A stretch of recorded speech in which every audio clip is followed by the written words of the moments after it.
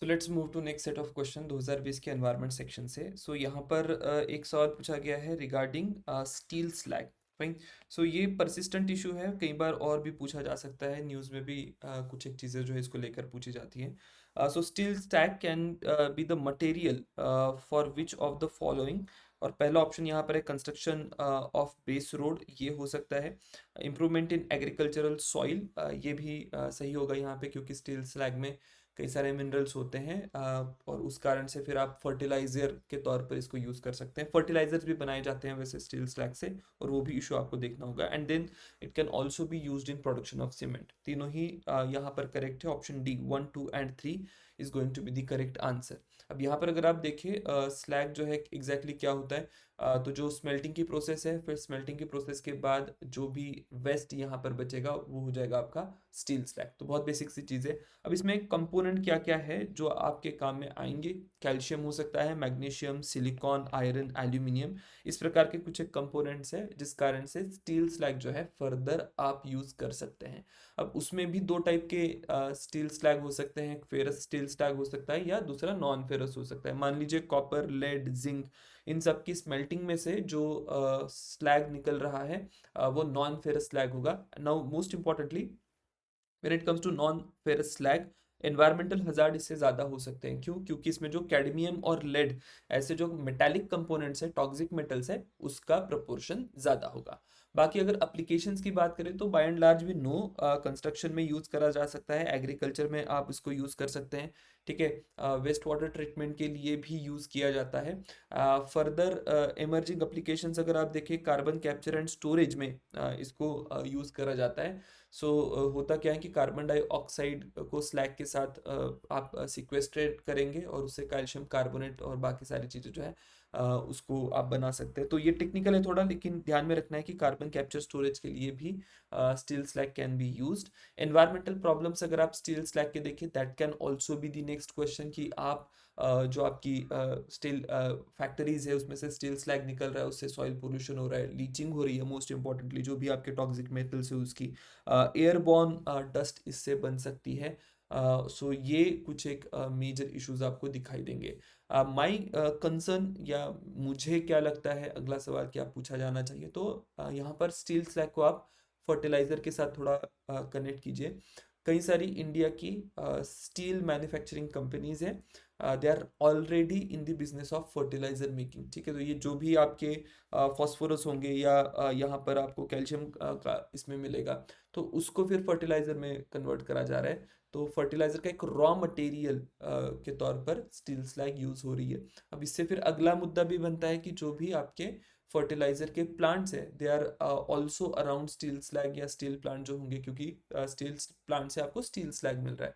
तो उस लाइन पर भी कोई एक सवाल या कोई एक स्टेटमेंट हो सकता है। नाउ बायो फर्टिलाइजर भी बनते हैं, कुछ एक कंपनीज है, they have already worked on this particular part कि स्टील स्लैग से बायो फर्टिलाइजर बनाएंगे। Now the thing is, simple statement होगा कि स्टील स्लैग ना बायो फर्टिलाइजर बनाने के लिए भी यूज होता है। तो in that particular case we may end up pairing और थिंकिंग कि जो स्टील स्लैग आ रहा है ये आपकी कई सारी जो एंथ्रोपोजेनिक एक्टिविटी है उससे आ रहा है, फिर उससे आप बायो फर्टिलाइजर बनाएंगे नहीं बनाएंगे, तो इस प्रकार का कंफ्यूजन हो सकता है। तो ध्यान में रखना है कि steel slag can be also use for manufacturing of bio fertiliser. ठीक है, तो that is about steel slag. अब अगला मुद्दा जो है अगेन यहाँ पर पूछा गया है कि ये रूरल रोड कंस्ट्रक्शन में कौन कौन सा मटेरियल आप यूज़ कर सकते हैं सो दैट एनवायरमेंटल सस्टेनेबिलिटी यहाँ पर हो और आप कार्बन फुटप्रिंट को भी रिड्यूस करें।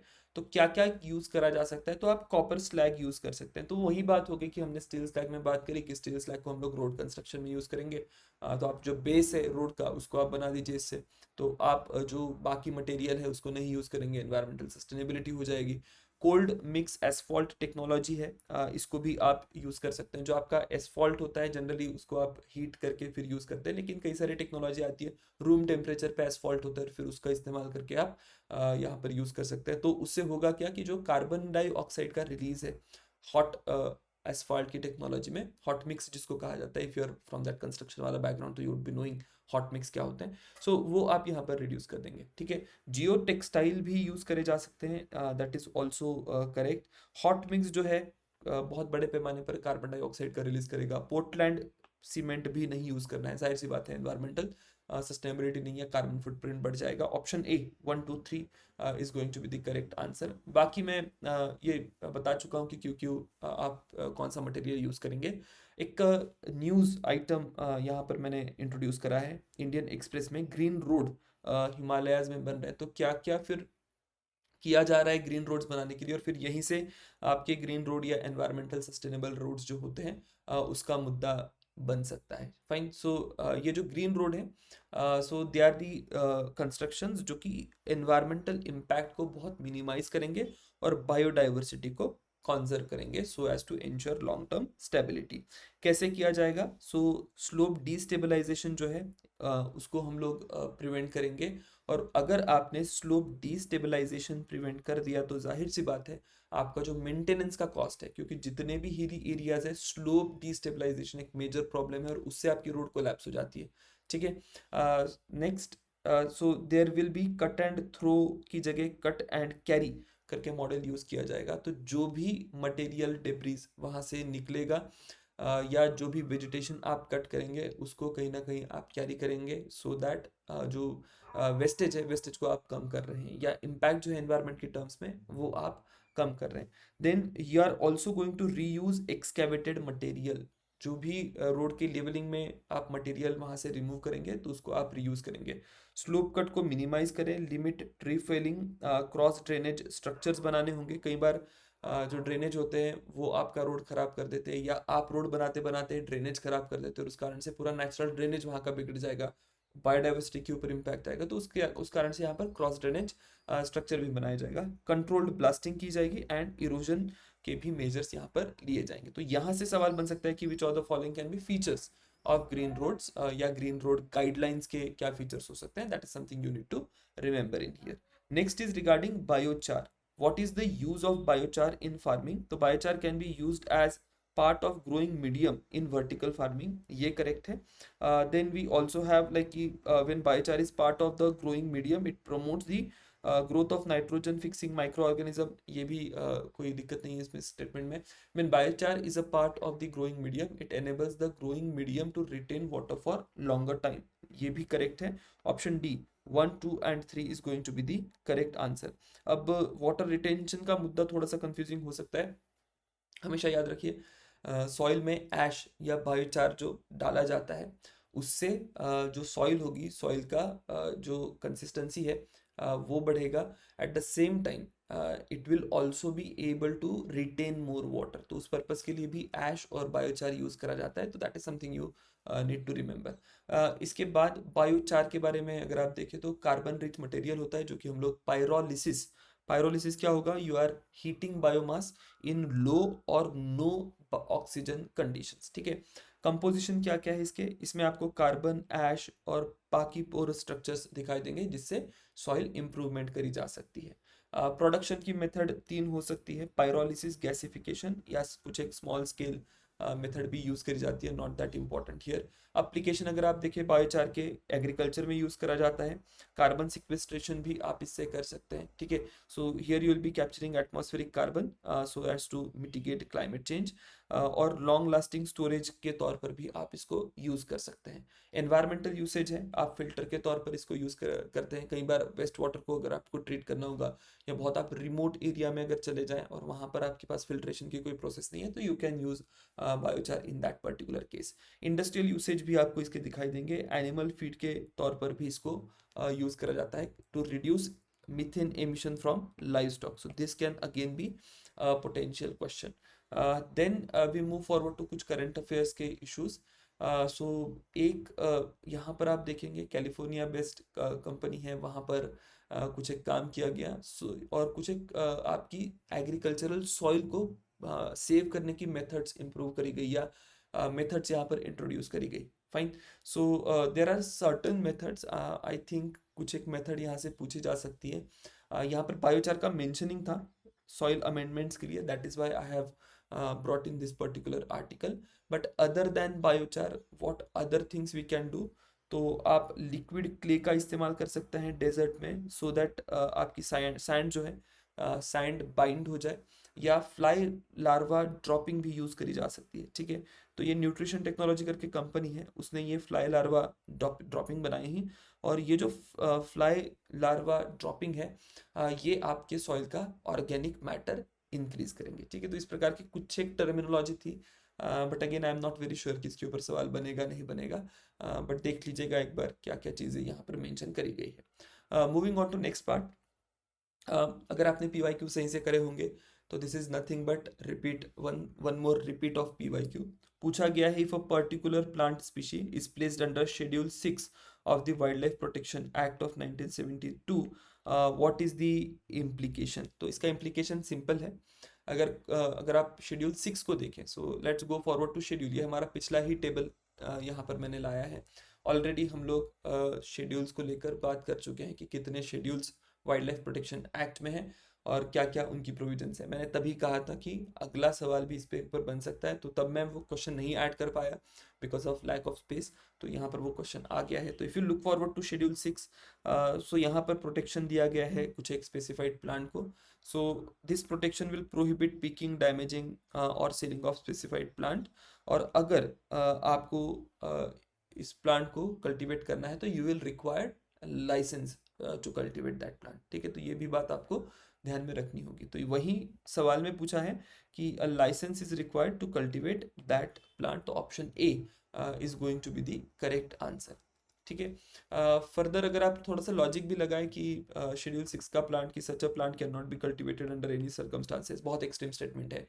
It is a genetically modified crop, mentioning ही नहीं है वाइल्ड लाइफ प्रोटेक्शन एक्ट में जेनेटिकली मॉडिफाइड क्रॉप की। And such a plant is invasive and harmful to the ecosystem, ये भी कहीं कहा नहीं गया है। तो अगर आप थोड़ा सा मान लीजिए, जैसे कि मेरे टेबल में स्पेसिफिक मेंशनिंग नहीं थी लाइसेंस के बारे में, लेकिन बेसिक आइडिया तो थी कि एग्जैक्टली यहाँ पर किया क्या गया है। फाइन। सो शेड्यूल को लेके I am expecting more and more questions. So उसको लेके फिर यहाँ पर कुछ एक एलिफेंट ट्रांसफर रूल्स आए हैं, वाइल्ड लाइफ प्रोटेक्शन एक्ट के रूल्स आपको यहाँ पर चेंज होते हुए दिखाई देंगे। उसको थोड़ा सा देख लेंगे। और वाइल्ड लाइफ प्रोटेक्शन एक्ट जो है, इसमें चीफ वाइल्ड लाइफ वार्डन के बारे में भी कुछ एक अपडेट आए हैं। That is something again you should be thorough with. Moving on, so if you go forward to new rules for element transfer under captive elephant का जो प्रोविजन दिया गया है, तो कैप्टिव एलिफेंट होते क्या हैं, तो ये आपके फॉरेस्ट मैनेजमेंट, टेम्पल रिचुअल्स या रॉयल इस्टेट्स के एलिफेंट्स हो सकते हैं। So this will be captive elephant. अगर आप एलिफेंट्स को देखें, they are already in schedule 1 of wildlife protection act, तो सबसे ज़्यादा हाईएस्ट लेवल का प्रोटेक्शन आपको यहाँ पर दिखाई देगा। And then comes the section 42 of the act which prohibits acquisition, possession or transfer of captive elephants without written permission of chief wildlife warden। अगर आप पहले के कुछ एक परमिशंस देखें, प्रीवियस प्रोविजंस देखें, सो transfer of captive elephant was strictly regulated and could not be of commercial nature. ठीक है, कमर्शियल नेचर के लिए आप उसको ट्रांसपोर्ट नहीं करते थे। सो 2021 में एनवायरनमेंट मिनिस्ट्री में अमेंडमेंट किया to allow transfer for religious और एनी अदर पर्पस। ठीक है, तो यहाँ से फिर जो है मुद्दा तूल पकड़ता है और फिर बहुत ज़्यादा क्रिटिसिज्म यहाँ पर होता है।